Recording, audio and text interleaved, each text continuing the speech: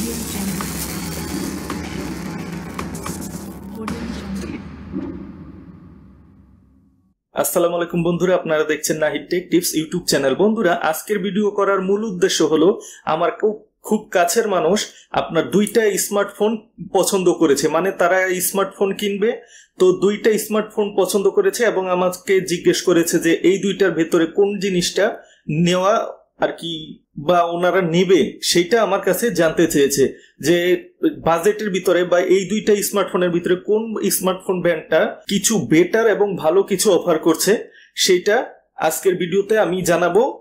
এবং তাদের উদ্দেশ্য করেই আর কি বানানো, যেন তারাও জানতে পারে, সাথে সাথে আপনারাও জানতে পারেন যাদের টার্গেট মূলত স্যামসাং গ্যালাক্সি A16 4G এবং রেডমি নোট 14 4G, এই দুইটা কিন্তু 4G ভেরিয়েন্ট। এই দুইটা 4G ভেরিয়েন্টেই দেখবো কে এবং কোন ব্র্যান্ড আপনাকে বেশি পাওয়ারফুল কিছু অফার করছে। তো বন্ধুরা, স্পেসিফিকেশন সম্পর্কে তো মোটামুটি সবাই জানেন। এইটা দুইটা ফোনের স্পেসিফিকেশন আবার শুরু থেকে বলতে গিয়ে ভিডিওটা অনেক লম্বা হয়ে যাবে, তো আমরা ডিটেলস স্পেসিফিকেশনে যাব না, আমরা শুধু মূল আলোচনা করব যে এই ফোনে কি দিয়েছে, ওই ফোনে কি দিয়েছে। এই ফোনগুলোতে যা দেওয়া হয়েছে শুধু তাই বলা হবে, কোনো ব্র্যান্ডকে বাড়িয়ে বলা হবে না, কমতিও বলা হবে না। আর স্মার্টফোন কিনতে গেলে আপনি কখনো ব্র্যান্ডের ফ্রেন্ড হবেন না, আপনি হবেন আপনার টাকার বন্ধু, মানে টাকার ফ্রেন্ড। টাকা দিয়ে জিনিস কিনবেন, যেই ব্র্যান্ড কিছুটা বেটার অপশন আপনাকে আপনার বেটার কিছু প্রোভাইড করবে সেইটাই নেওয়াই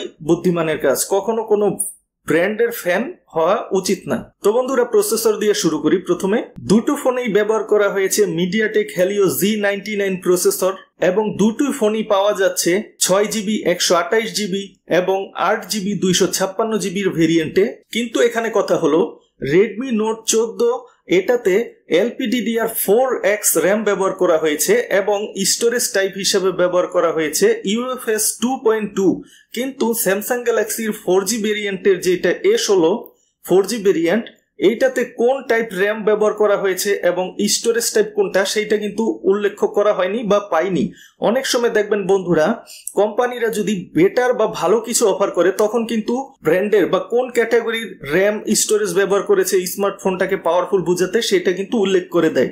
আর যখনই উল্লেখ করে না তখনই বুঝবেন এইটা হয়তো বা কোনো আপনার ব্যাকডেট পুরনো জেনারেশনের কিছুটা কম পাওয়ারফুল আপনার র্যাম এবং স্টোরেজ টাইপ ব্যবহার করেছে, এটা বুঝে নেবেন। যদি উল্লেখই না করে, আর যদি উল্লেখ করে তাহলে তো বুঝতেই পারবেন কি উল্লেখ করেছে। যেহেতু এখানে স্যামসাং এর র্যাম টাইপ কোনটা উল্লেখ করেনি, স্টোরেজ টাইপ কোনটা উল্লেখ করেনি, সেই কারণে আমার মনে একটু খটকা লাগছে। যেমন ধরেন, তারা তাদের এই ফোনের প্রাইসটা কম রাখার জন্য UFS 2.2 না দিয়ে আপনার দিতে পারে eMMC 5 বা 5.1, যেটা eMMCর যে স্টোরেজ টাইপ, এটা কিন্তু বন্ধুরা আপনার ফোনের সময়ের সাথে সাথে একটু দ্রুতই স্লো হয়ে যায়। এটা একটু পাওয়ার বেশি কনজিউম করে, মানে ইলেকট্রিসিটিটা মানে ব্যাটারির চার্জ একটু বেশি ব্যবহার করে নিজে রান করতে, এবং এটা তুলনামূলক অনেকটা স্লো হয়ে থাকে UFS এবং UMCP 5, যেটা আজকাল 8-10 হাজার টাকা দামের সেম ফোনিতেও ব্যবহার করে উন্নত প্রযুক্তির স্টোরেজ টাইপ UMCP 5। eMMC অনেকটা পুরনো, এইটার থেকে উন্নত বা এটার থেকে বেটার অপশন দেওয়ার জন্যই আপনার কোম্পানিরা এনেছে UMCP 5। যদি ভুল হয়ে থাকে মাফ করবেন, এই স্টোরেজ টাইপটা। তো স্যামসাং তো মনে করেন কম লাভে তাদের পেট ভরে না, তারা আপনার এই ফোনে আপনার যেহেতু র্যাম টাইপ এবং স্টোরেজ টাইপ উল্লেখ করেনি, সেহেতু আমরা ধরে নিতে পারি সেটা আপনার কিছুটা পুরনো জেনারেশনের র্যাম এবং UFS দেয়নি, স্টোরেজ টাইপ হিসেবে eMMC 5.1 দিয়েছে, যেটা এখন অনেক কোম্পানি ব্যবহার করতে চায় না, যার পরবর্তীতে এবং সেম প্রাইসে এবং ভালো কিছু দিচ্ছে UMCP 5, যেটা আপনার বললাম যে সিম্ফনিও ব্যবহার করে 8-10 হাজার টাকার ফোনে। এটা উল্লেখ করলেও ভালো হতো। যাই হোক, এই বিষয়টা বাদ দিলাম, প্রসেসর এবং র্যাম এবং ইন্টারনাল মেমোরি। এখন দেখা যাক ক্যামেরাতে কি দিয়েছে।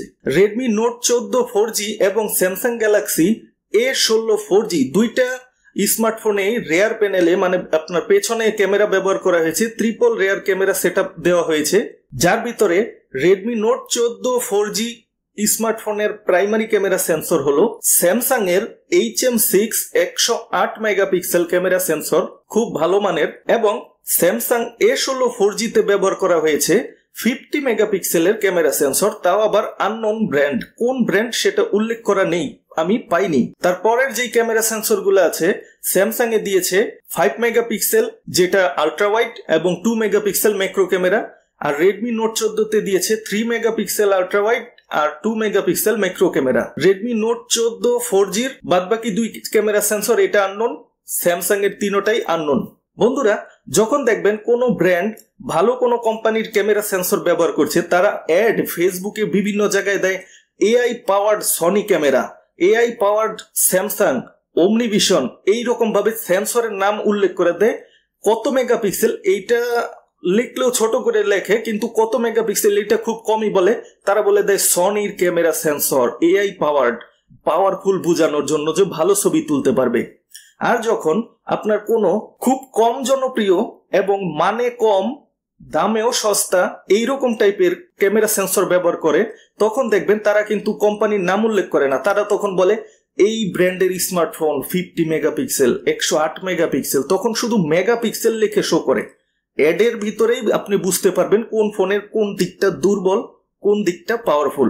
স্মার্টফোন কেনার আগে এই দিকটা অবশ্যই খেয়াল রাখবেন। দুটো ফোনেই 3টি করে ক্যামেরা, কিন্তু সবাই প্রাইমারি ক্যামেরাটাই ব্যবহার করে। আপনি কিন্তু যেটা রেডমি নোট 14 4G তে ব্যবহার করা হয়েছে স্যামসাং এর HM6 108 মেগাপিক্সেল ক্যামেরা সেন্সর, এইটা কিন্তু খুব ভালো মানের ক্যামেরা সেন্সর, খুব ভালো ছবি তোলে। এক সময় কিন্তু 108 মেগাপিক্সেল ক্যামেরা সেন্সর স্যামসাং এর যে দামি লাখ টাকার ফোন এস সিরিজ আছে না, এইরকম এস সিরিজে ব্যবহার করতো। এখন ব্যবহার করে 200 মেগাপিক্সেলের এইচপি ক্যামেরা সেন্সর, কিন্তু স্যামসাং এই তৈরি করে। তো যেহেতু আপনার বন্ধুরা স্যামসাং এ কোন ব্র্যান্ডের ক্যামেরা সেন্সর ব্যবহার করেছে, তাহলে ক্যামেরার কোয়ালিটিটা একটু দুর্বলই বলা যায়। রেডমি নোট 14 থেকে মাত্র 50 মেগাপিক্সেল প্লাস আননোন ব্র্যান্ড।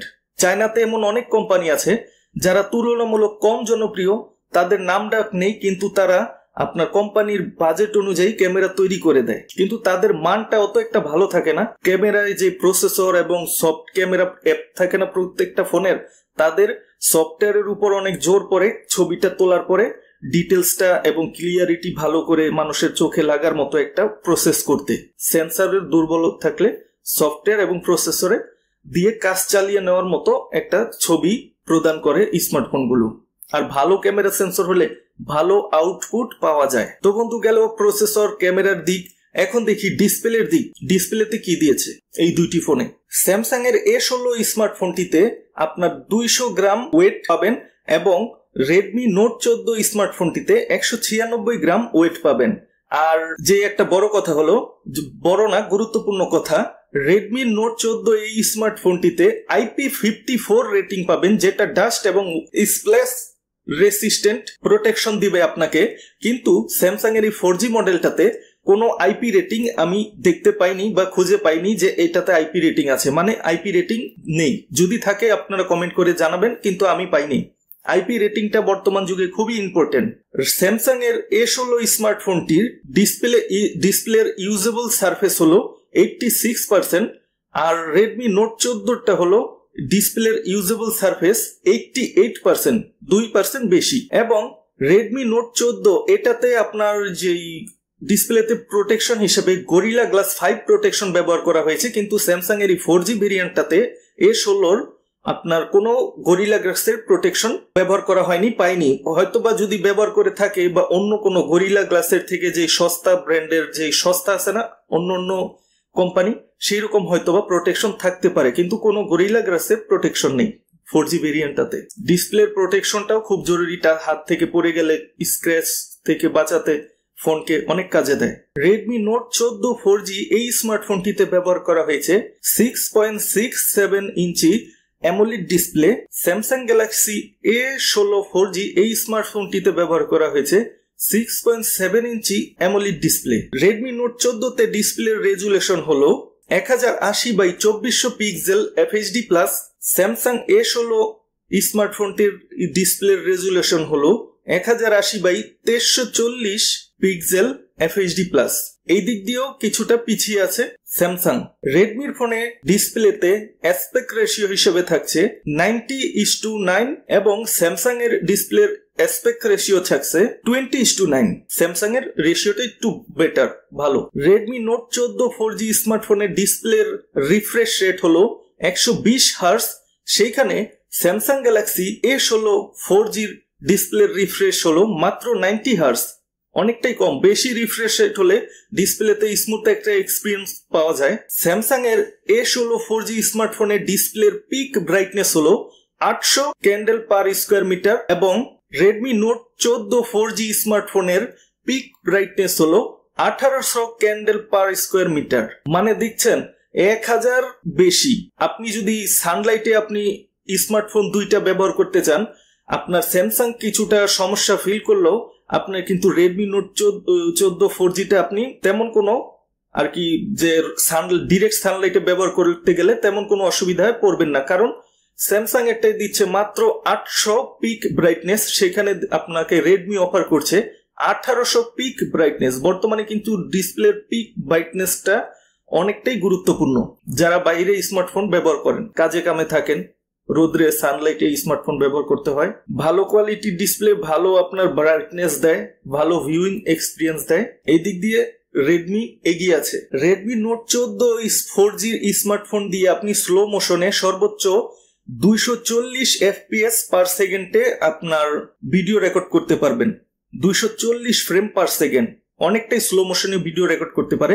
সেখানে স্যামসাং গ্যালাক্সি A16 4G আপনার রেকর্ড করতে পারে মাত্র 120 FPS, অর্ধেক কম। স্লো মোশন ভিডিও রেকর্ড যারা পছন্দ করেন তাদের জন্য রেডমিটা বেশি ভালো হবে। আর যারা মনে করেন বাইরে ব্লগ ভিডিও করেন, হাঁটাহাঁটি করতে ভিডিও করেন, তাদের জন্য রেডমি নোট 14 4G বেটার হবে, কারণ রেডমি নোট 14 4G এই স্মার্টফোনের ক্যামেরাটি অপটিক্যাল ইমেজ স্টেবিলাইজেশন আছে প্লাস ডিজিটাল ইমেজ স্টেবিলাইজেশন, মানে অনেকটাই স্মুথ আপনাকে ভিডিও রেকর্ডিং দিবে। যখন হাঁটতে হাঁটতে ভিডিও করবেন কাপাকাপিটা কম করবে, ভিডিওটা অনেক ভালো স্টেবল থাকবে রেকর্ডিং করার সময়। আর যদি স্যামসাং এরটা দিয়ে করেন সেটাতে শুধু আছে ডিজিটাল ইমেজ স্টেবিলাইজেশন, মানে ক্যামেরায় ডিজিটালি ইমেজ ভিডিওটাকে স্টেবিলাইজ করার চেষ্টা করে, কিন্তু কোনো অপটিক্যাল ইমেজ স্টেবিলাইজেশন নেই। এই দিক দিয়েও আপনার রেডমিটা এগিয়ে আছে। যারা বাহিরে ভিডিও করতে যান দেখবেন যে দুই হাঁটতে হাঁটতে ভিডিও করেন, ক্যামেরা ভিডিও অনেক কাঁপে, দেখতে খারাপ লাগে। আর যেই সব স্মার্টফোনে অপটিক্যাল ইমেজ স্টেবিলাইজেশন আছে সেইগুলো ফোন দিয়ে হাঁটতে হাঁটতে ভিডিও করলেও আপনারা দেখবেন একটা স্মুথ ভিডিও রেকর্ডিং পাবেন, এত একটা শেকি ভাব আসবে না। তাই যারা ক্যামেরা ফোকাস আপনি ভিডিও করবেন, ক্যামেরা ফোকাস স্মার্টফোন চান, রেডমিটা বেটার চয়েস হবে। এটা দিয়ে যদি একটু সাবধানে ভিডিও রেকর্ড করেন দুইটা পাবেন, digital image stabilisation, optical image stabilisation, একটা স্মুথ ভিডিও রেকর্ডিং আপনি পাবেন, ভিডিও প্লেব্যাকও পাবেন, ভালো দেখতে ভালো লাগবে। রেডমি নোট 14 আপনার সেলফি ক্যামেরা হিসেবে সামনে ব্যবহার করা হয়েছে 20 মেগাপিক্সেলের ক্যামেরা সেন্সর। কোন ব্র্যান্ডের রেডমি এটা উল্লেখ করেনি, হয়তোবা বাজেট কিছুটা কম, স্মার্টফোনের দাম কম রাখার জন্য এটা তো ব্যবহার করা হয়েছে কম জনপ্রিয় ব্র্যান্ডের একটি ক্যামেরা সেন্সর। এবং স্যামসাং গ্যালাক্সি A16 4G এটাতে ব্যবহার করা হয়েছে সেম আননোন ব্র্যান্ডের ক্যামেরা সেন্সর, কিন্তু মাত্র 13 মেগাপিক্সেল। মেগাপিক্সেল একটু ভালো হলে আপনি যখন ভিডিওতে কলে কথা বলবেন তখন আপনাকে অপর প্রান্তের লোকটি ভালোভাবে দেখতে পারবে, আপনার ফেসটা ভালোভাবে সুন্দরভাবে ফুটিয়ে তুলতে পারবে। আর মেগাপিক্সেল কম হলে আপনার দেখবেন যে আপনি যার সাথে কথা বলছেন সে কিন্তু আপনাকে বেশি ভালোভাবে আর কি দেখতে পারবে না, আপনার ফটোটা ক্যামেরা ভালোভাবে পাঠাতে পারবে না। তাই মেগাপিক্সেল যে স্মার্টফোনে বেশি সেলফি ক্যামেরাতে, সেইটা দিয়ে ভিডিও কল করলে আপনাকে একটু ভালো দেখা যাবে। বন্ধুরা, যেখানে স্যামসাং গ্যালাক্সি A16 4G স্মার্টফোনটি আপনাকে অফার করছে 5000 mAh এর ব্যাটারি, সেখানে রেডমি নোট 14 4G স্মার্টফোনটি আপনাকে অফার করছে 5500 mAh ব্যাটারি। 500 mAh বেশি মানে বেশি ব্যাটারি ব্যাকআপ পাবেন, এটা সবাই বুঝে। প্লাস রেডমি নোট 14 4G আপনাকে 33 ওয়াট ফাস্ট চার্জার দেবে এবং আপনার সাপোর্ট করে এই ফোনটাতে। এবং স্যামসাং গ্যালাক্সি স্মার্টফোন যেটা A16 4G এটাতে মাত্র 25 ওয়াট ফাস্ট চার্জার সাপোর্ট করে। তো বেশি ওয়াট মানে একটু দ্রুত চার্জ হতে পারে, এটা আপনার স্মার্টফোনে যারা একটু তাড়াহুড়ার ভিতরে থাকেন তারা রেডমিটাই নিলে ভালো হবে, কারণ কই 25 কই 33 অনেকটাই বেশি। কিন্তু বন্ধুরা, স্যামসাং স্মার্টফোনে একটা সুবিধা হলো এই আপনার স্যামসাং জানিয়েছে A16 4G তে আপনি পাবেন 6 বছরের অ্যান্ড্রয়েড আপডেট, মানে অনেকটাই ফিউচার প্রুফ বলা যায়।